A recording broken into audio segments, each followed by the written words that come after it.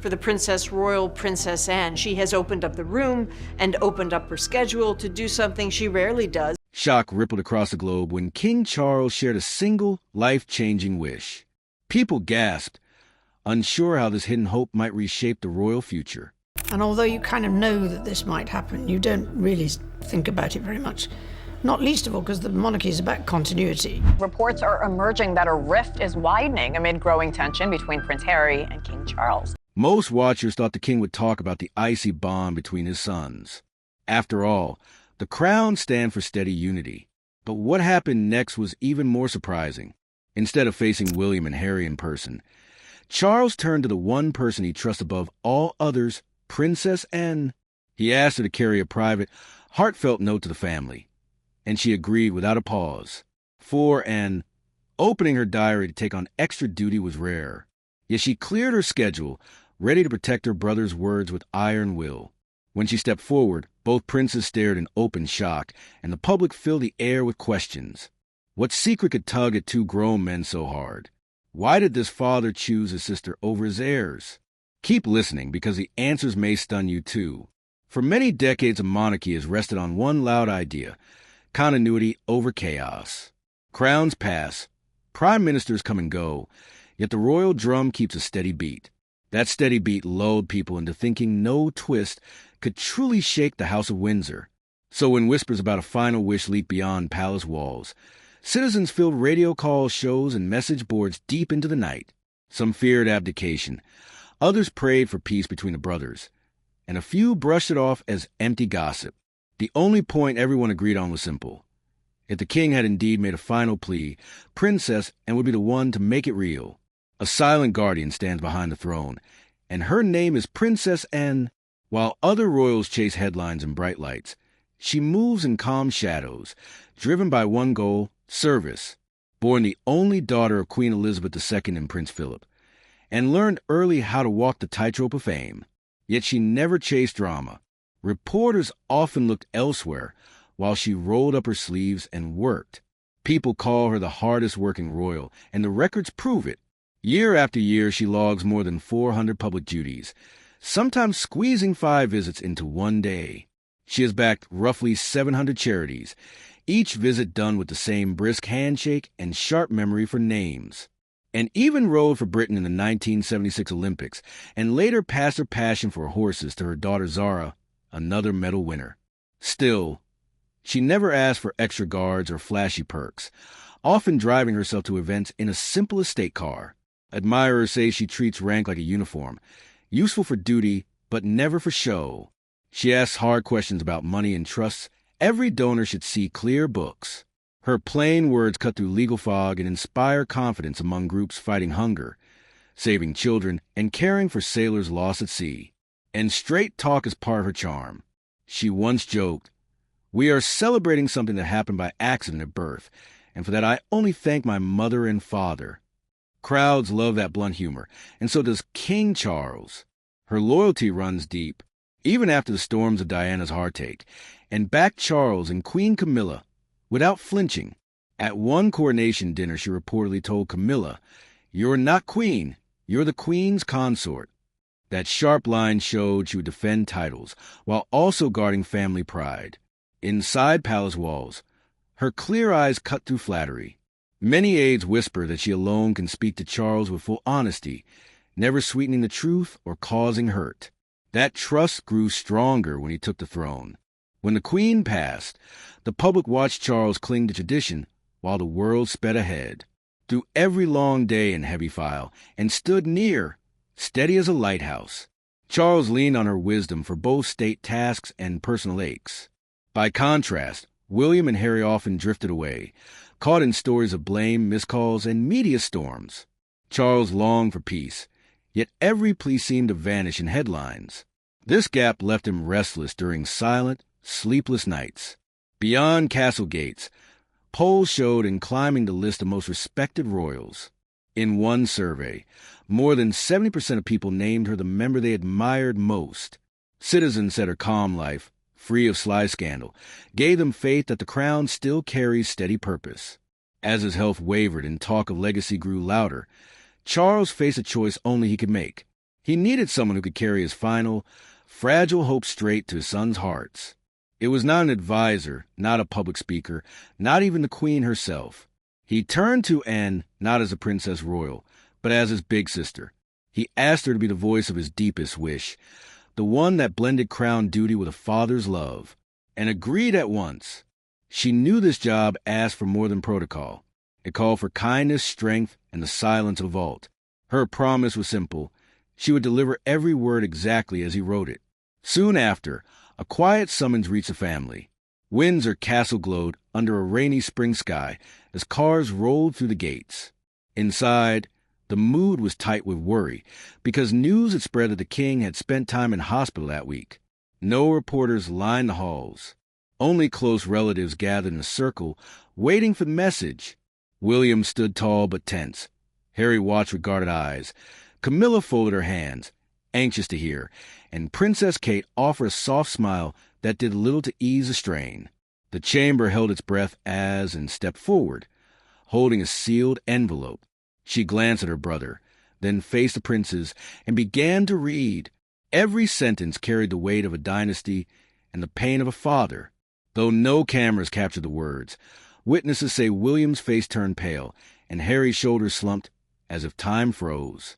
One palace guard later whispered that a tear rolled down Harry's cheek, but he wiped it fast.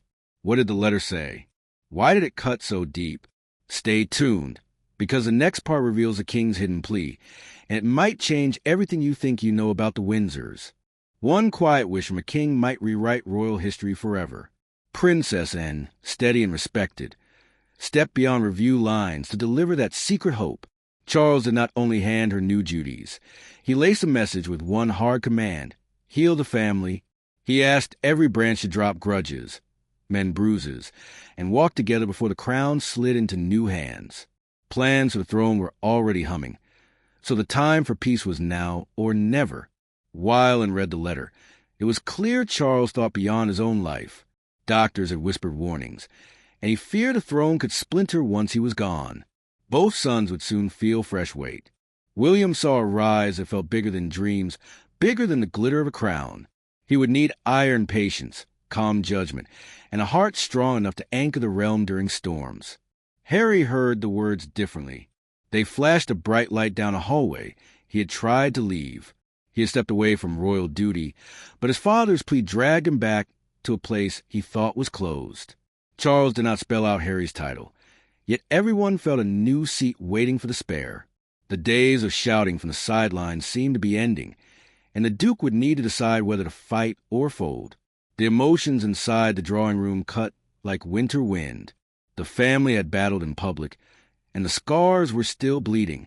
The Oprah interview, watched by millions, hit like a hammer and split relatives into camps. Next came Spare, the memoir that carved even deeper lines between brothers and brought fresh critics to palace gates. The break was real, easy to see in every headline. In the middle of this storm, Charles's wish sounded like a final lifeline. Everyone in Windsor felt two roads open, one road of endless quarrels, the other a slow repair.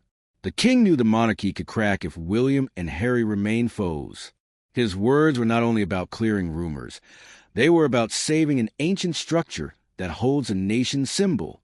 And who never joined gossip or sold inside tales to daytime shows, stayed neutral. She acted as a bridge, always ready to steady the two princes without picking a favorite. William and Harry trusted her silence. When tension rose, she simply performed her work, sent short texts, and appeared in doorways at the right second. At this meeting, she became the calm inside the hurricane, passing on hope and duty. William must now rise fully, and Harry must choose a lane that matches new reality. The route will be rough, but every step matters because time is racing. Charles measured his days and felt the clock tighten. He wanted his children to stand as one wall, not separate towers, before the last bell rang for him. As servants cleared teacups, the king's words hung thicker than incense. William, lifelong heir, finally sensed the true size of crown waiting ahead. Harry, once eager to escape palace walls, now grasped that freedom might never be total. His place in the line was adjusting, and he would need to respond with care. Uncertainty filled the corridors, but Charles's wish for unity became the new starting flag. Yet the drama did not stop there. Keep watching. A fresh era was already moving. With Charles eyeing legacy, his gaze landed far down the road, onto William and Kate. The message carried by and left no doubt the shift had begun. There was no trumpet fanfare, only steady signals. But anyone paying attention felt the ground sliding. William, dutiful and calm, noticed more files arriving on his desk each sunrise. The trust from his father was clear, so he tackled extra briefs without complaint. In private offices, wording grew sharper, meetings longer, decisions heavier. William was no longer a student. He was becoming the decision-maker. Beside him stood Catherine, graceful and quietly powerful. Crowds loved her soft voice and polite smiles, but inside her saw steel under the kindness. As public schedules stretched, she handled added speeches with ease, comforting children at hospitals one day and guiding art talks the next. Inside the palace, her voice carried weight during late-night strategy talks. Staff noted how she balanced empathy and firmness, a quality many call queenly. Together, William and Kate offer what Britain craved: visible unity and solid stability. The inheritance of thrones is much more than crowns or carriages. It is about protecting a living symbol through calm, balanced hands. Operation Mania Bridge, the quiet blueprint for future change, started moving faster. The king still worked daily, but he also stepped back just enough for his heirs to learn the wheel. The difference between brothers could not be clearer. Harry chose a private path across the ocean, while William walked the ancient route of duty. Charles saw it and wove that fact into his wish. His plan pointed toward a monarchy powered by people who stood firm, consistent, and loyal. Still, challenges waited in every corner.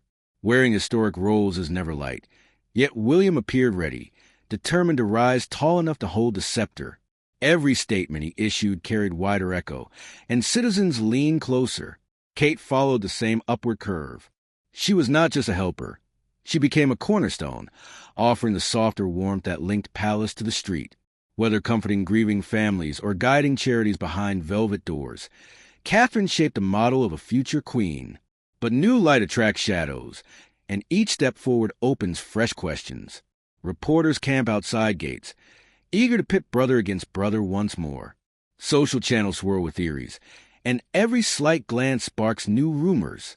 William learns that real leadership is about weathering gossip without losing focus. Inside palace walls, tutors teach him how to brief prime ministers, review military papers, and choose moments to show heart. No choice is simple, yet he must act quickly to steady a nervous public. Kate faces her own climb. The role of consort demands more than perfect poise.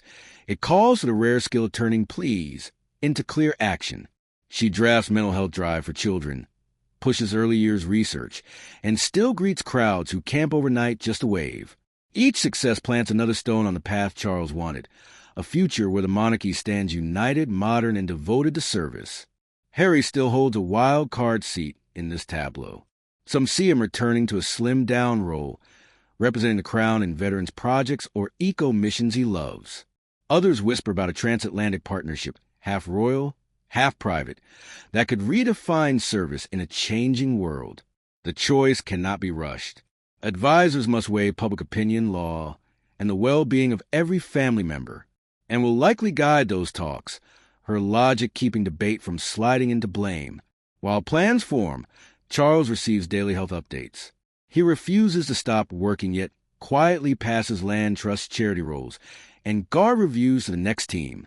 Each handover is a test, and so far they are passing. The country watches, measuring each expression in official photos. Polls already show a lift in support when William and Kate lead events. But unity between brothers could still decide everything. Charles understands that, which is why his plea centered on healing, not hierarchy. An ancient family must adapt or risk crumbling under 21st century scrutiny. In the months ahead, expect more joint appearances, gentle gestures that prove the princes can still share stage. One handshake on Commonwealth Day could calm critics. One shared veterans project might flip the narrative. The monarchy moves slowly, yet moments like these can spark cultural shifts. Charles's final wish holds the fuse, and only William, Harry, and the rest can decide whether to light it for peace. The future now hangs in a delicate balance, with that wish echoing through stone halls and flashing across every news feed, urging unity over pride. The meeting at Windsor ended, yet its echoes still rattle royal walls. The king's frail health and secret plea felt huge, but an even bigger truth settled in the air. A fresh era had already opened with William and Kate moving quietly into its spotlight. Prince Harry now stands at a nerve-wracking fork in the road. Questions swirl louder than ever because this new royal season demands clear roles, firm loyalty, and rock-solid unity. Since stepping back in 2020, Harry has become the family's most distant yet most debated figure. His tell-all interviews, the best-selling Spare, and splashy media deals reshape public opinion and stretch palace patience. Charles's final appeal called for healing along with hard structure. He wants every royal place where they can help, not harm. That wish shines a bright beam on Harry, who remains tied to the crown story whether he likes it or not. Palace insiders whisper that a second book may be brewing, and that rumor alone makes courtiers flinch. Each new reveal risks pushing the Duke farther from his birthright and deeper into isolation. William, chosen to lead the coming age, feels the weight to protect the throne's image. Some advisors urge dramatic steps, including stripping the Duke and Duchess of Sussex of their last royal styles. Such a move would draw a bold line between serving royals and private relations with blue blood. Talk of title loss is not fueled by spite, but by clarity. The public needs to see who stands inside duty and who works outside it. In today's tight media loop, blurred labels can undercut trust fast. William is known for cautious strategy, almost never airing personal drama. That steady hand has won growing respect. Yet pressure to act decisive keeps rising. He must balance modern transparency with the royal rule of quiet dignity. Meanwhile, Harry and Meghan build a separate brand across the Atlantic, mixing charity work with high-value deals. The palace worries that profit lines entangle with royal image, so guidelines must be crystal clear. Still, Harry owns assets the crown cannot ignore. His global reach, army service, and Invictus Games prove he can lift royal causes if fences are mended and expectations firmed. Reunion would demand low volume, strict confidentiality, and a fresh pledge to the discipline of service. If that pact fails, the house must press on with a trim crew and clean borders.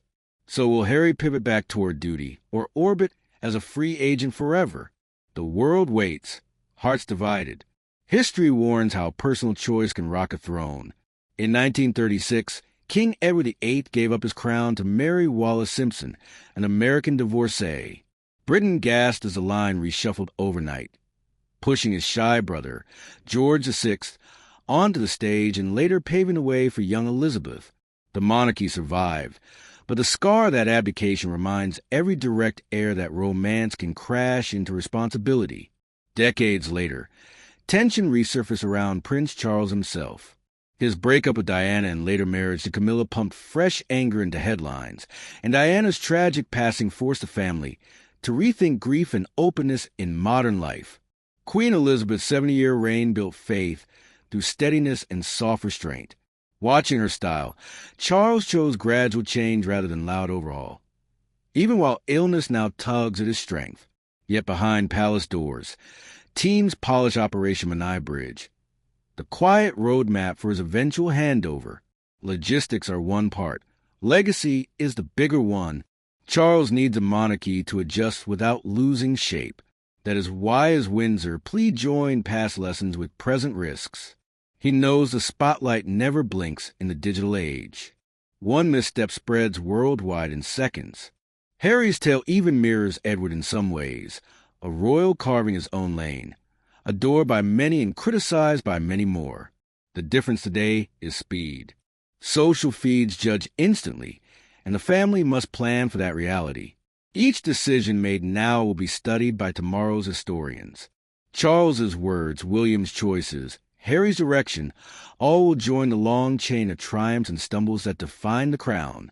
Was the king's heartfelt wish strong enough to mend old breaks, Or did it only set clearer lines for a looming conflict? Time will tell, and every move will be watched.